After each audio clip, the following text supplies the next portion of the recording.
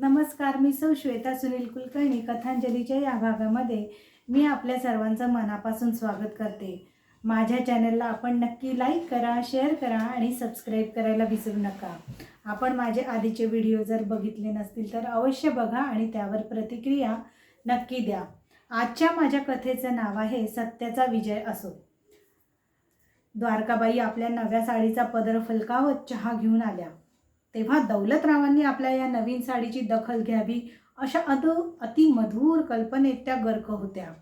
पण ते मात्र आपल्या नावांना जागण्यासाठी आपली दौलत भगवान श्रीकृष्णांच्या सोन्याने मढवलेल्या द्वारका नगरीसारखी कशी वाढवावी या विचारात गर्क होते. चहा द्वारकाबाईंनी त्यांना दुसऱ्या हाताने ढोसून उठवताच त्यांचे कल्पना विश्वात केलेले उड्डाण संपले आणि विमान धाडकन कोसळले.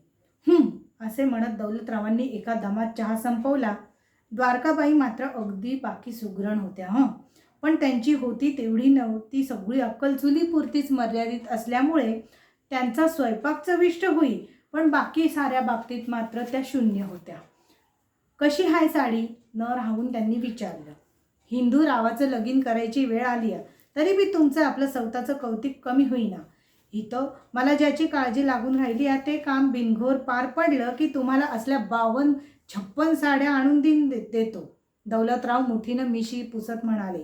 परत विचारांच्या तंद्रीत बुडत म्हणाले, आज रात्रीला तुमच्या हातचा झणझणीत रस्सा करा गावरान कोंबडीचा आणि आपल्या फार्मवरून मागून घ्या आणि त्याच्याबरोबर फरमास भजी अन्न वडे पण करा.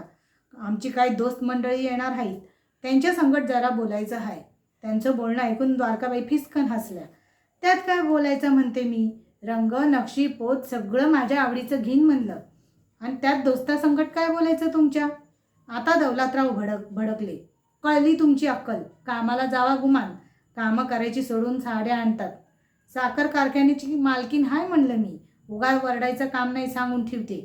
द्वारकाबाई फणफणत आत निघून गेल्या तसे ते परत विचारात रममाण झाले आणि त्यांनी आपल्या कल्पनेचं विमान उडवलं. हल्ली वर्तमानपत्रात मंत्र्यांच्या कोट्यावधी रुपयांच्या घोटाळ्याची उड्डाणे वाचून त्यांना आता सत्तेची स्वप्न पडू लागली होती. सत्तेचा ध्यास लागला की त्याची नशा चढते. त्याचबरोबर इतके दिवस कष्टाने पैसा मिळवल्यावर त्यांना आता फुकटचा पैसा मिळवायचा उन्माद चढला होता. एकदा निवडून आलो की तिजोरीत नोटांच्या राशीच्या राशीच येऊन पडतील आणि तुरुंगात काय आपण लगेच जाणार नाही. आपल्याबरोबर 10 जण अडकतात, ते आपल्याबरोबर सुटण्याची धडपड करणार, आपल्याला सोडवणारच. सुटायची तजवीज करूनच आत जायचं. 5 स्टार सोय असती म्हणा आतमध्ये, मात्र आराम करूनच बाहेर यायचं. इतकी दिस लई कष्ट केले. अशा त्यांच्या स्वप्नांची किल्ली निवडणुकीच्या तिकिटात होती. पण हे तिकीट मिळवायचं कसं हाच प्रश्न त्यांना पडला होता. म्हणून त्यांनी आज रघु लखोटे आणि आप्पा कासारांना जेवायला बोलवलं होतं. आप्पा कासार हे भारतीय जनता सेना बेसनवाडीचे प्रमुख, तर रघु लखोटे म्हणजे बेसनवाडीचा म्होरक्या. या दोघांना खुश केलं म्हणजे आपण बेसनवाडीत निवडून येणारच याची त्यांना खात्री होती. तुम्हाला सांगून ठेवतो दौलतराव, निवडून यायचं तर खिसा सैल सोडावा लागतोय, आप्पा कासार रश्शाला बुरका मारत म्हणाले. आप्पा, दौलतरावांनी हे ठाऊक असणारच, नाहीतर हे कशाला इलेक्शनचे धनुष उचलतील. त्यांच्यामधली तेवढी रग हाय म्हणलं. फक्त कुणाला किती पैसे पोचवायचं ते बोला, पण कुणाला पोचवायचे असलं तर ते जमणार नाही. रघु डोळे मिचकावत म्हणाला. बास कार या, लई गमता करतोयास. अरे सगळी मॅनेज होतील, पण नाना मास्तरांचं काय र. आप्पांनी रास्त शंका उपस्थित करता दौलतरावांचं दाबं दळालं. आईला आपण कसं काय विसरलो. नाना म्हणजे आपला बेसनवाडीचं दैवत. त्यांनी ग्रीन सिग्नल दिल्या बिगार तुमची इलेक्शनची गाडी आमदार निवासात जायचं सोडा, हिथल्या ठेसनातून बी सुटायची नाही. ते अण्णांचे चेले आहेत. थैली पोचवली तर आणायची नाना करणार, तवा त्यांचं तुम्ही बघा, बाकीचं म्या बघतो. नानांनी तुम्हाला बॅकिंग दिलं तर तुम्ही मंत्रीत झाला बघा, आप्पा ठासून म्हणाले. हे नवीनच झेंगट आलं म्हणायचं. दौलतराव धुसफुसले. तेवढ्यात द्वारकाबाईंनी गरम भजी आणली. वहिनी, लॉस झकास बेत जमलाय, रघुनं भजीचा बकाणा भरीत म्हणलं. भजी खाऊन त्याचं डोकं भराभर चालू लागलं. तर वर रश्श्याची तिखट जाळ वाटी फस्त करताच त्याची ट्यूब लक्कन पेटली. दौलतराव, तुम्ही उद्याच्या उद्यापासून स्वतःची जाहिरात करा बघू. पेपरमध्ये सारखा फोटो दिसला पाहिजे, नाव छापून आलं पाहिजे आणि तुमची प्रसिद्धी होईस तर तुम्ही इलेक्शनला उभं राहता हे सिक्रेट ठेवायचं. लई बेस्ट. आप्पा भाकरीचा तुकडा रश्श्यात बुडवत म्हणाले, या रश्शावानी खाईच तोवर आपलं पीस तर कळलं नाही म्हणजे कुणाला झालं. आणि खाल्ल्यावर डोक्यात नुसतं झिंझिनलं पाहिजे. तिघांनी जेवणावर आडवा हात मारला. ते दोघे गेल्यावर दौलतरावांना सुस्ती आली आणि ते गुडूप झोपले. हल्ली झोपेत त्यांना निवडून आल्याची स्वप्न पडल्याशिवाय झोप आल्यासारखं वाटतच नसे. आता तर त्यांना आपण मंत्रीपदाची शपथ घेत असल्याचं स्वप्न पडल्याने ते चांगलेच खुशीत आले. त्या आनंदात ते शीळ घालत असताना द्वारकाबाई आल्या. नवरा खुशीत असल्याचं पाहून त्यांनाही लहर करायची उक्की आली. तुमचं काय चाललंय हे आम्हासनी कळलं बरं. काय कळलं? दौलतरावांनी धास्तावून विचारलं. मागच्या महिन्यात संगीता वडगावकरच्या तमाशाच्या वेळची भानगड यांना समजली की काय? पण अशा तर लई भानगडी आहेत. वयाला न शोभेल असा मुरका मारत त्या म्हणाल्या, तुम्ही इलेक्शन खेळताय ना? व इलेक्शन इलेक्शन इलेक्शन खेळताय काय म्हणतीस? ते काय चेंडू आहे वे वाहतुकली खेळायला? इलेक्शनला उभं राहताय ना असं म्हणावं. आणि हे कुणाला बी सांगू नका, नाहीतर गावभर बोंब ठोकत्याल. कुणाला बी न सांगता इलेक्शनला कसं उभं राहणार तुम्ही? तुमचंच एकट्याचं मत पडेल की फक्त तुम्हासनी? गप राहा. डोक्यात काय भुसा भरलेला आहे काय कुणा ठावं. बोलता बोलता त्यांचे लक्ष समोरच्या दारात गेले. दारातून रघु लखोबा दोघं धावत पळत येत होता आणि सोबत बाकीचे. आवरा बघू पिकी पिकी, आत्ता हाणामारीचे लोक येतील. हे काय आत्ता? ही काय हाणामारीची वेळ आहे? अहो दैनिक हाणामारीचे लोक येणार आहेत तुमची मुलाखत घ्यायला. तवा तयार राहावा. झणझणीत उत्तर द्या. आपल्या द्वारका वहिनीच्या झणझणीत रस्त्यावानी. द्वारकाबाईची कळी खुलली, पण दौलतराव मात्र गडबडले. आता मुलाखत द्यायची कशी? पण सवय तर करायलाच हवी. चला साहेब, मी आता चलतो. रघु उठायला लागताच ते म्हणाले, तू कुठं चाललास रे लखोबा? थांब इथंच. नाही वो, उगा त्यांना डाऊट येईल. रघु जाताच दौलतरावांनी परीट घडीतला जब्बा सुरवार घातला आणि समोर 2-4 फायली मांडल्या. एका फायलीत डोके खुपसले आणि आपण खूप महत्त्वाच्या कामात गुंतला आहोत असे गंभीर भाव चेहऱ्यावर आणले. तेवढ्यात एक फटाकडी मुलगी आणि तिच्यासोबत एक बावळट तरुण दोघं आत आले. आम्ही दैनिक हाणामारीकडून आलोय. या या बसा. आपला आनंद लपवत दौलतरावांनी त्यांचे स्वागत करताच ते झटकन स्थानापन्न झाले देखील. मी गौरी, हा उदय. गौरी पापण्या फडफडवत म्हणाली. मग तिने फटाफट प्रश्नांच्या फैरी झाडायला सुरुवात केली आणि उदयने कॅमेऱ्याचा किलकिलाट सुरू केला. आयुष्याच्या या वळणावर आपण समाधानी आहात काय? नाही, आता पतूर स्वतःसाठी जगलो. आता समाजाचं ऋण फेडायची इच्छा आहे. गोरगरिबांसाठी समाजासाठी काहीतरी करावं म्हणतो. काय करायची इच्छा आहे? हेच काय, ह्याची कामं करून द्यायची, शाळा दवाखाना बांधायची, अजून काय ते गरिबांना कर्ज मिळवून द्यायची. दौलतरावांना अजून काय करायचंय ते सुचेना आणि ते कपाळ खाजवत गप्प झाले. पण मग आपल्या साखर कारखान्याचं काय? त्याचं काय? माझा लोक हिंदूराव आहे की, त्यांचा समजा कारभार तोच बघतो. शिकलेला हाय, हुशार हाय. हिंदूरावचं नाव घ्यायला आणि त्याची बुलेट अंगणात यायला एकच गाठ पडली. हिंदूराव केसांवरून हात फिरवत पायऱ्या चढून घरात शिरला. आपल्या घरात एक सुंदर तरुणी वडिलांशी फुटाण्यासारखी बोलते पाहून तो थबकला. आपल्या बापाला भन्नाट प्रश्न विचारून भंडावून सोडणारी ही पोरगी त्याला जाम आवडली. आपल्या हृदयाची एका भेटीत चोरी करणारी ही मुलगी कोण ह्याचा त्याने छडा लावला. ती दैनिक हाणामारीमध्ये वार्ताहर आहे हे त्या गुप्तहेराला कळायला वेळ लागला नाही. आपल्या संसाराचे घरटे तिच्यासोबत बांधण्यासाठी तो तिच्या भोवती गिरट्या घालू लागला.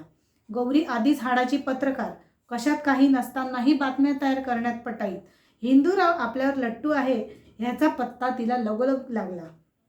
त्याची भंबेरी उडवायची ठरवून ती त्याच्या मागावर गेली, पण तिचीच दांडी गुल झाली. तुम्ही रोज माझा पाठलाग करता? बरं, करतो. त्याच्या निष्पाप उत्तरामुळे ती गोंधळली. का? मला तुम्ही आवडलात. हिंदूरावने डायरेक्ट असे म्हणताच ती उकडली. अहो पण मी तुम्हाला ओळखतही नाही. मग आता ओळख करून घ्या. मी हिंदूराव, दौलतरावचा मुलगा. तुम्ही त्या दिवशी घरी आला होता. माहीत आहे. असे कसे हो तुम्ही गावंढळ बोलता? ओ मॅडम, गावंढळ कुणाला म्हणता? माझं माझ्या गावावर मातीवर प्रेम आहे. त्यांची भाषा ती माझी भाषा, समजलं? काय घेणार, थंड की गरम? हिंदूरावने विचारले. थंडच घ्या. तुम्ही गरम झाला आहात आत्ता चिडल्यामुळं. चिल्ड कॉफी की कोल्ड कॉफी की कोका कोला? नको, विदेशी नको. तुम्ही आपलं थंडगार सरबत प्या, आमसुलाचं, नाहीतर लिंबू सरबत. मदन, ए मदन, मॅडमना थंडगार लिंबू सरबत आण आणि चिवडा वगैरे काहीतरी आण. त्याने फटाफट ऑर्डर सोडली. हां मॅडम, मी MSc फर्स्ट क्लास आहे, फर्टिलायझेशन. त्याच्या बोलण्याच्या बाबीमुळे गौरी क्षणार्धात वितळून तिचे पाणी पाणी झाले. त्या प्रेमरूपी तलावात प्रीतीच्या नौकेत बसून ती विहरू लागली. मी MSc केलं आहे शेतीशास्त्रामध्ये, कळलं?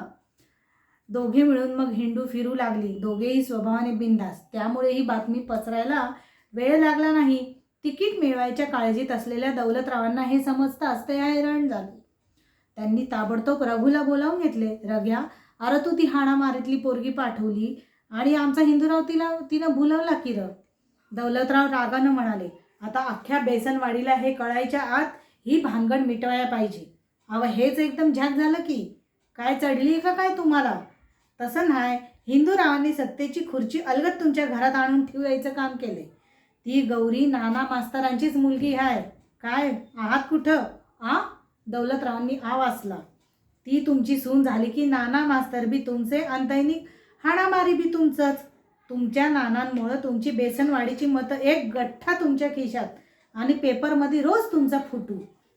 पण ही हाणामारीत नोकरी करते ना व, आणि दौलतराव देशमुखांची सून नोकरी कशा पायी करणार? आम्हाला काय भीक लागली? दौलतराव म्हणाले. जमणार नाही. त्याला काय होतंय? हल्ली फॅशनच आहे स्त्री स्वातंत्र्याची. तुम्ही बी बाई माणसांचा आदर करणारा पुरोगामी नेता म्हणून तुमची इमेज होईल आणि निवडून आल्यावर आपणच काढायचा नवा पेपर. त्यात मालकीनबाई म्हणून जातील की गौरीबाई रुबाबात. अरे पण नाना मास्तरांची जात कुठली? आवा तर जातपात सोडा. तुमची जातपात न मानणारा नी काय म्हणतात तशी इमेज होईल. रघुच्या डोक्यातून एकूण हे अफाट कल्पना जादूगाराच्या रुमालाप्रमाणे बाहेर पडत होत्या. काय बी करून तिला सून म्हणून करून आणाच. तसं केलं नाही तर हिंदूरावांनी फसवलं अशी बदनामी होऊन तिकीट आधीच कट होईल. दौलतरावांना आता रघुचं म्हणणं सोळा आणि पटलं. ते लगोलग हिंदूरावांबरोबर 7-8 मातब्बर लोकांना घेऊन नाना मास्तरांकडे गेले. त्यांना आपलं घरी असं अचानक आलेलं पाहून नाना मास्तर गार पडले. गौरीला मागणी घालायला आले आहेत कळताच ते चाट पडले. आपली मुलगी एवढ्या तोलाच्या घरात पडते पाहून नानांना आसमान ठेंगणं झालं. पण दौलतराव म्हणजे बडप्रस्थ. आपल्याला या घरात सोयरीक जमवणं झेपवणार नाही हे त्यांच्या लक्षात येताच ते गांगरले. पण मी गरीब माणूस, आपल्या इब्रतीला जमेल तसं लग्न करून देणं मला नाही हो झेपायचं. आपला लोभीपणा दिसायला नको, उलट जमलेल्या मंडळींवर आपली छाप पडावी म्हणून दौलतराव मानभावीपणे म्हणाले. तुम्ही काय बी काळजी करू नका, मुलगी आणि नारळ द्या फक्त. कसं? ही म्हणजे कमालच झाली. दौलतराव नारळाच्या पाण्याप्रमाणे गोड आणि खोबऱ्यासारखे मऊ झालेले पाहून मंडळी त्यांना नावाजू लागली. द्वारकाबाई मात्र पुरीसारख्या फुगून बसल्या. एकुलतं एक पोरग, त्याच्या लग्नात काय हौसमौस करायची नाही तर कवा करायची?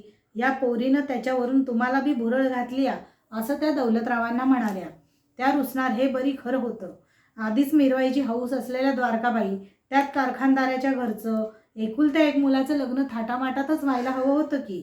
त्यांना असं लग्न मुळीच खपणार नव्हतं. उगाच 4 लोकात बायकोनं गोंधळ घालायला नको म्हणून दौलतरावांनी स्वतःच थाटामाटात लग्न लावून द्यायचं ठरवलं. रघु लखोटे, अप्पा कासार हे सुद्धा लग्नाच्या तयारीला लागले. या दोघांनी लग्नाचा पुरेपूर राजकीय फायदा करून घ्यायचं ठरवलेलं होतंच.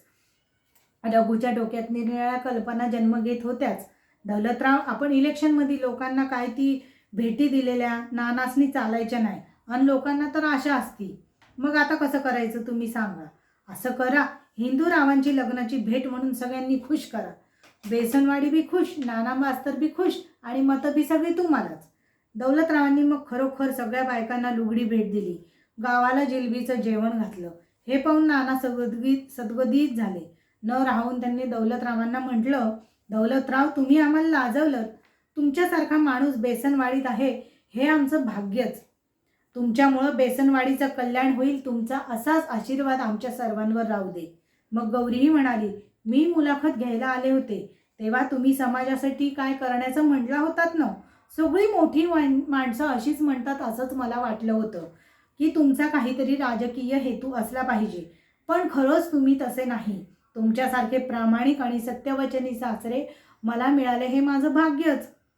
तिचे बोलणे ऐकून भारावून जात दैनिक हाणामारीचे संपादक डोईफोडे उठले. खरंय, दौलतरावांसारखी माणसं राजकारणात आली तर समाजाचं किती भलं होईल. तुम्ही राजकारणात सक्रिय झाला तर दैनिक हाणामारीचा तुम्हाला पाठिंबा आहे बघा. आमचं वर्तमानपत्र तुमच्या मदतीसाठी कायम असेल.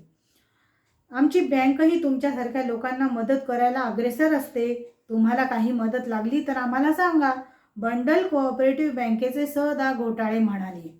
हे ऐकून दौलतरावांना आनंदाच्या उकळ्या फुटू लागल्या. आंधळा मागतो एक डोळा तर देव देतो दोन, अशी त्यांची तऱ्हा झाली. दौलतराव, तुम्ही आता पुढारी पण घ्यावं गावाचं, हेच खरं. निवडणूक जवळ आली आहे तेव्हा तुम्हाला निवडणुकीला उभं राहिलं पाहिजे, सदा घोटाळे म्हणाले. आप्पा, यंदा दौलतरावांनाच तिकीट मिळालं पाहिजे बरं का. सगळं बघून हसणारा रघु दौलतरावांजवळ येऊन कुजबुजला. नुसतं मुलगी आणि नारळ द्या म्हणालात बघा, पण ह्यो तर प्रचाराचाच नारळ निघाला की. हे ऐकताच द्वारकाबाई बोलायला उठलेल्या पाहून दौलतराव हबकले. आता ह्या सगळ्यावर पाणी ओततात की काय, म्हणून त्यांनी डोळे मिटून घेतले. हे सगळं म्हणजे आमच्या सुनेचा पायगुण बरं. आमचे साहेब निवडून येणार हे तिचंच भाग्य. नाहीतर आमच्या ह्यांचं मन इतकं सरळ हाय की त्यांना इलेक्शनला उभं राहावं हेच कधी सुचलं नव्हतं बघा. कामाच्या नादात आपण भलं की आपलं काम भलं. दौलतराव चमकले आणि मग त्यांनी सुटकेचा सुस्कारा सोडला. टांगणीला लागलेला त्यांचा जीव भांड्यात पडला. सुनेच्या पायगुणानेच आपल्या बायकोला अक्कल आली की काय. तसे नसते तर आपण चांगलं वागलो, मास्तरांकडनं हुंडा न घेता लग्नाचा खर्च आपणच केला, म्हणून यश आपल्याकडे चालत येतं. ह्यो खरंच असलं निवडून आलो तरी बी वंगाळ काम करायचं नाही, पैची बी लाच घ्यायची नाही. मग बेसनवाडीचंच काय, आपल्या हिंदुरावाच्या पोराबाळांचं सुद्धा भलं होईल. हे संत तुरुंगात बसून नाही तर घरात बसून बघायचं. या लोकांचा विश्वास मोडणार नाही र देवा. ते मनातल्या मनात भगवान श्रीकृष्णाला नमस्कार घालत होते तेव्हा हिंदूराव आणि गौरी दौलतरावांच्या पाया पडत होते. सत्याचा विजय होत असलेला पाहून भगवानांनी सुद्धा भरभरून आशीर्वाद दिला. धन्यवाद.